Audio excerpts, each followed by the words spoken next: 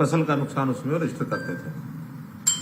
बाद में ध्यान में आया कि आखिर फसल के अलावा भी नगरों में कुछ व्यावसायिक प्रतिष्ठान हैं, कोई उनके औद्योगिक प्रतिष्ठान हैं, कोई मकानों में भी इस प्रकार का नुकसान होता है। तो ऐसे सब लॉस भी मूवेबल इमूवेबल सब प्रकार की जो प्रॉपर्टी है उसका लॉस भी इसमें अगर एंटर होगा तो उसका फिर असेसमेंट के भी तौर तरीके हैं। कुछ हमने जो ये होती है इंश्योरेंस की सर्विस उनके माध्यम से कराएंगे और कुछ असेसमेंट डीसी की कमेटीज जो हैं वो करेंगी। तो दोनों असेसमेंट के आधार के ऊपर उनको मुआवजे की कुछ राशि, उसका एक परसेंटेज वो हम कुछ तो डिक्लेयर पहले से है, कुछ आज डिक्लेयर करेंगे, उसमें से वो राहत उनको दी जाएगी। और अब बाद में आज ही जो एक विचार हमारा बना है कि जो नू में जो लॉस हुआ है, नुकसान हुआ है, प्रॉपर्टी का भी वहाँ जान माल सब नुकसान हुआ है, तो जान के नाते से अलग घोषणा करेंगे, लेकिन उनका जो माली नुकसान है, गाड़ियाँ फूकी हैं, कुछ और एसेट्स जो दुकानें हैं, तो उसका भी इसी पोर्टल में एक प्रकार से जानकारी लेंगे और उसी आधार पर उसकी भी स्कीम बना करके उनको सबको दिया जाएगा, ताकि जो नुकसान जिसका होता है वो क्लेम करता है तो फिर कोई चीज़ बचती नहीं है। अन्यथा बहुत लोग बाद में शिकायत करते हैं कि फला का तो जो है असेसमेंट हो गया, मेरा रह गया। इसलिए हमने ओपनली सबको कहा कि आपका जो लॉस हुआ आप अपना दर्ज करें और बाद में फिर उसकी असेसमेंट का काम डिप्टी कमिश्नर और जो बाकी एजेंसीज हैं उसके माध्यम से कराया जाएगा, ताकि जल्दी से जल्दी हम इसका असेसमेंट करके लोगों को राहत पहुंचा सकें। इसलिए ये पोर्टल जो है इसका एक्सटेंशन किया गया। पोर्टल तो पहले से बना ही हुआ है क्षतिपूर्ति, लेकिन उसको एक्सटेंडेड वे में उसका जो ऑपरेशनल जो उसका दायरा है वो बढ़ाया है। तो ये इसके बाद मैं समझता हूँ कि एक बार प्रेजेंटेशन देखेंगे तो कोई प्रश्न होगा तो उसमें करेंगे। धन्यवाद सर। प्रेजेंटेशन या पोर्टल ही दिखा दें। तो ये जो पुराना स्वरूप है आपको याद है, पहला ये लैंडिंग पेज है उसका पोर्टल का। इसमें जब व्यक्ति अपनी पीपीपी आईडी भर देगा तो तत्क्षण उस परिवार के जो सदस्य हैं वो सबके नाम आ जाते हैं और फिर जिसके भी फोन नंबर से वो ओटीपी मंगवाना चाहें वो ओटीपी भर के उसके बाद ये जो मुख्यमंत्री जी ने कहा नया स्वरूप है या एक्सपेंडेड वर्जन है वो भी इसके बाद आपके सामने आ जाएगा। तो कारण चुनना है कि आपका नुकसान क्यों हुआ, आग से, बाढ़ से, ओलावृष्टि, सूखा, शीतलहर, भूकंप, भूस्खलन, सामूहिक हिंसा जैसे मुख्यमंत्री जी ने अभी पर्टिकुलर रेफरेंस दिया। तो कोई भी कारण चुन ले, मान लीजिए बाढ़ ही चुन लिया, तो क्षति का प्रकार बताएं कि आप पशु या पक्षी की मृत्यु या आवास की हानि या फसल खराब या व्यवसायिक हानि, तो जो भी आप चुन लें, मान लीजिए पशु पक्षी की मृत्यु चुन लिया, तो फिर इसमें आपने भरना है कि किस प्रकार के पशु की मृत्यु हुई है, क्योंकि सबके लिए कॉम्पनसेशन नॉर्म्स अलग हैं। और फिर ये भरना है कि कितने हुए हैं। बस आगे दिखा दें जी, कुछ भी एक चुन के बस समाप्त करते हैं इसको। ये किस डेट को हानि हुई, फोटो अगर है तो फोटो अपलोड करेगा और ये कहेगा कि मैं सत्यापित कर रहा हूँ कि मेरे द्वारा भरी गई जानकारी सही है। वो एक पढ़ दिखाने वाला नीचे, इसको आप अगर ध्यान से देखें, हाँ फोटो है, अपलोड आवश्यक नहीं। अब आप ये देखिए, जैसे ही ये सत्यापित कर दिया कि ये जानकारी सही है, व्यक्ति का काम खत्म। ना पटवारी ढूंढना, ना कानून को ढूंढना, ना डीसी को ढूंढना। जैसे सीएम साहब ने कहा जो असेसमेंट कमेटियां बनी, एनिमल हस्बेंड्री कौन, वो सब कंप्यूटर अपने आप पोर्टल पे जाएगा, सबके पासवर्ड है, वो क्लेम को उनको मैसेज आएगा, एक क्लेम आ गया, तो उसको देख के वेरीफाई करना, भरना। और फिर जैसे सर ने कहा जो कुछ नए आंकड़े भी, जैसे अभी व्यावसायिक हानि का आपको भी नहीं मालूम है, तो वो भी मुख्यमंत्री जी नए सिरे से वो हरियाणा सरकार के राज्य के पैसे से जो स्टेट डिजास्टर रिलीफ फंड के नॉर्म्स हैं वो सिर्फ रूरल एरियाज के ऊपर और एक कैप है, लेकिन उसको बढ़ा के अर्बन एरियाज को भी लागू करेंगे, स्टेट के बजट से करेंगे, वो मुख्यमंत्री जी बताएं। धन्यवाद।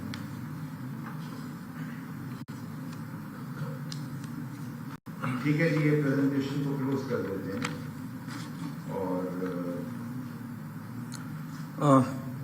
मित्रों, जैसा ये क्षतिपूर्ति का विषय है, पहला जैसे मैंने बताया किसानों वाले से हम शुरू करते हैं। तो जो हमने पोर्टल जिस दिन शुरू किया था उस दिन, क्योंकि उस दिन से वो भरने लग गए थे, तो 1 महीने का समय उस समय दिया गया था। तो वो 18 अगस्त तक अपनी जो भी क्लेम है किसान की जो फसल खराब हुई बाढ़ के कारण से, वो उसमें भर पाएंगे और उसके बाद फिर उसका असेसमेंट करके और उनको पैसा दिया जाएगा। जो बाकी सब है, वैसे तो 3 दिन से 4 दिन से इसकी जानकारी हमने लोगों को दे दी थी, तो बहुत से क्लेम इसमें बिना लॉन्च किए भी भरे जा चुके हैं, लेकिन आज इसको विधिवत लॉन्च कर रहे हैं और इसमें कोई समय में नहीं रखना है।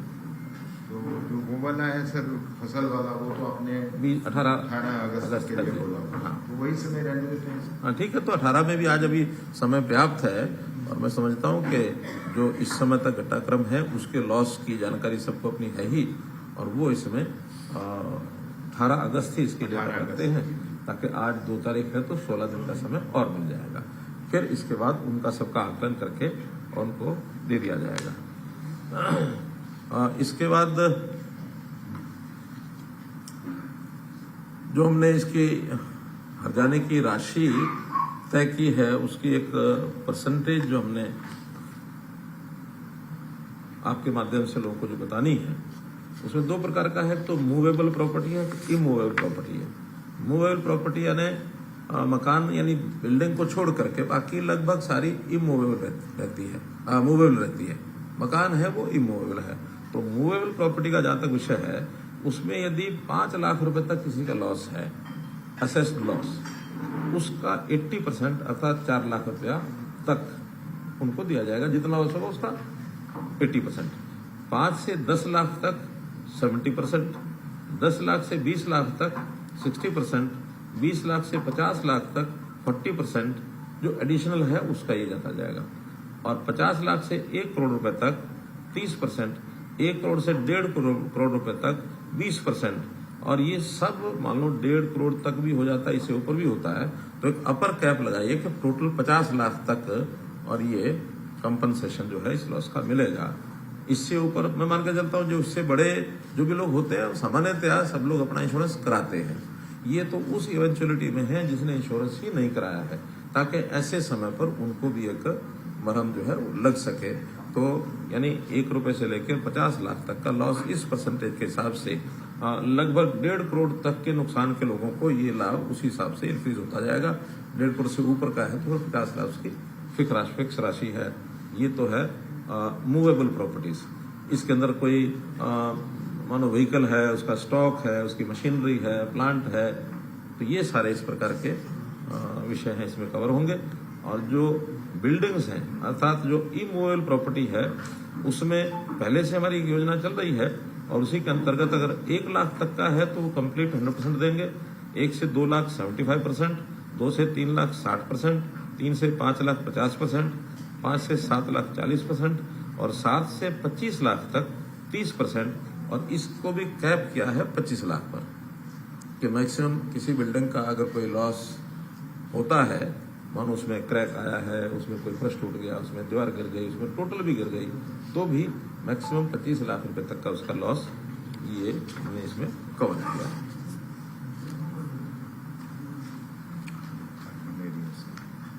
हाँ, ये अर्बन एरियाज की थी। ये जो सारा है ये अर्बन एरियाज का है। जो ग्रामीण क्षेत्र का है वो हमारा जो डिजास्टर फंड है उसकी स्कीम वो अलग से है। उसकी स्कीम है तो बताएंगे जी है, आपको स्कीम है वो भी आपको बता देते हैं। उसमें जैसे पशुवाद या घर की कच्चा के पक्का वो प्रोसीडिंग से 1 क्षण में, हाँ, उसका शायद 1,20,000 रुपया मकान का।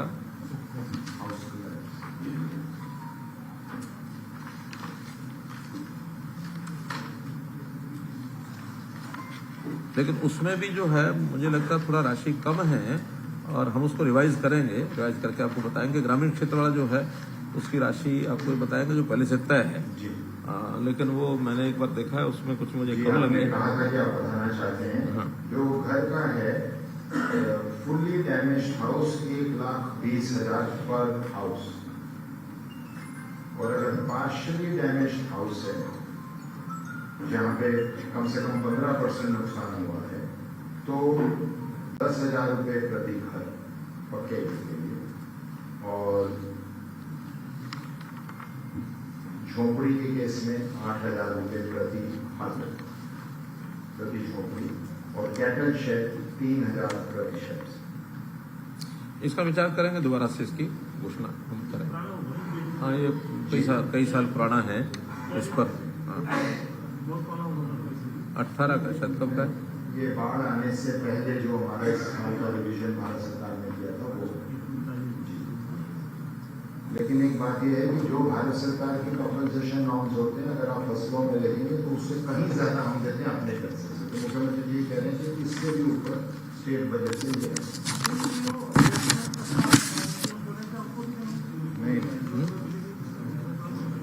नहीं, सर ने स्पष्ट किया कि इंश्योरेंस के बाहर उससे बाहर, जिसका इंश्योरेंस किन्हीं कारणों से नहीं कराया गया।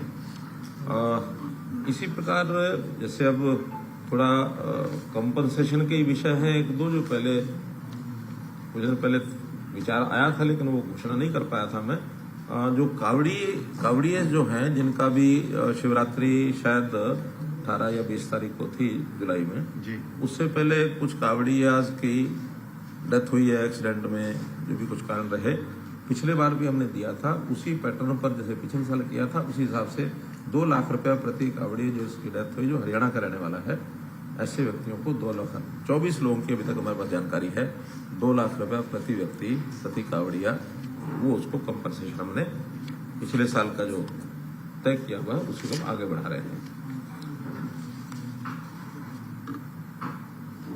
इसी प्रकार से एक कंसेशन और मैं आज घोषणा कर रहा हूँ, वो है हमारा जो HSVP हरियाणा शहरी विकास प्राधिकरण, इसे पिछले दिनों में बिजली के बिलों का एक विषय आया था, बिजली पानी का तो 5% प्रति वर्ष के हिसाब से उन्हें पिछले 5 साल का 25% बढ़ा के बिल दे दिए थे। विचार करने के बाद ध्यान में आया कि ये गलती वास्तव में डिपार्टमेंट की है। उस समय 5% बढ़ाने का एक सर्कुलर निकाला, लेकिन उसकी डिमांड नोट कभी भेजा नहीं गया। हमने सारे रिकॉर्ड देख लिए हैं, वो फाइल में केवल बढ़ा करके छोड़ दिया, और अब आकर 5 साल का इकट्ठा डिमांड नोट भेजा। बहुत लोगों ने कहा कि आखिर एक साथ ऐसे 25% का रेट बढ़ाना उचित नहीं है, तो बहुत सुझाव आए अलग अलग, लेकिन अंतोगत तो हमने फैसला किया कि ये 5% की बढ़ोतरी जो 2018 में की थी, 18 से 23 तक, अब तक सारी फ्री कर देंगे हम। केवल अब से वो 5% आगे लागू होगी। पिछला 25% जो है उस बिल का वो सारा जो है वेव कर दिया है। लगभग 42 करोड़ रुपए का इसमें HSVP के ऊपर एक अलग से प्रावधान किया गया है उसमें। ये सब तो जो हमने कंपनसेशन के नाते से जो घोषणा की है वो है। अब विषय सीधा आप भी आखिर जरूर चाहेंगे, वो है नूह का ये जो दुर्भाग्यपूर्ण घटना हुई है। इस घटना के संबंध में सब जानकारियां दे दी गई हैं। आज हमारे DGP सब ने भी प्रेस कॉन्फ्रेंस की है गुड़गांव में, सब समाचार आपको आए हैं। उसमें मैं इतना ही कहूंगा कि इसके बाद शांति बनी रहे और किसी प्रकार की जो चीज है वो अनदेखी न जाए, तो हमने उसके सारे जो इंतजाम किए हैं अभी तक, जैसा मैंने बताया कि 20 कंपनीज पैरामिलिट्री की हमने बुलाई हैं, जिसमें से 14 कंपनीज नूह जिले में, 3 कंपनीज पलवल में, 2 गुरुग्राम में और 1 फरीदाबाद में। 4 कंपनीज की डिमांड आज हमने और की है बाहर के स्थानों के लिए, ताकि एक सावधानी के लिए क्योंकि कोई घटनाएं छुटपुट किसी न किसी स्थान पर जो होती रही हैं, तो वहाँ सबको ध्यान रखा जाए, कोई ऐसी अनलॉफुल एक्टिविटी कोई ना कर सके और ये आगे कोई इस वातावरण में शांति बनी रहे। आज दिन भर में भी कई जगह की गैदरिंग, कई तरह के ज्ञापन ये सब दिए गए हैं, लेकिन सभी जगह पर शांतिपूर्वक सारा विषय लगभग सबके ज्ञापन जो है वो हो चुके हैं। किसी ने DC ऑफिस जाके दिया होगा, कहीं किसी ने गैदरिंग की होगी, ये सारे विषय जो है वो समाप्त हो गए हैं। 6 लोगों की, जैसे मैंने बताया आज सुबह भी, कि उनकी डेथ रिपोर्टेड है। 2 उसमें पुलिस के लोग हैं, 4 उसमें सिविलियंस हैं। अभी तक 116 लोगों को अरेस्ट किया गया है और 90 इसके अतिरिक्त और डिटेन किए गए हैं। पूछताछ करने के बाद उनके खिलाफ भी कार्रवाई जो बनेगी वो सब की जाएगी।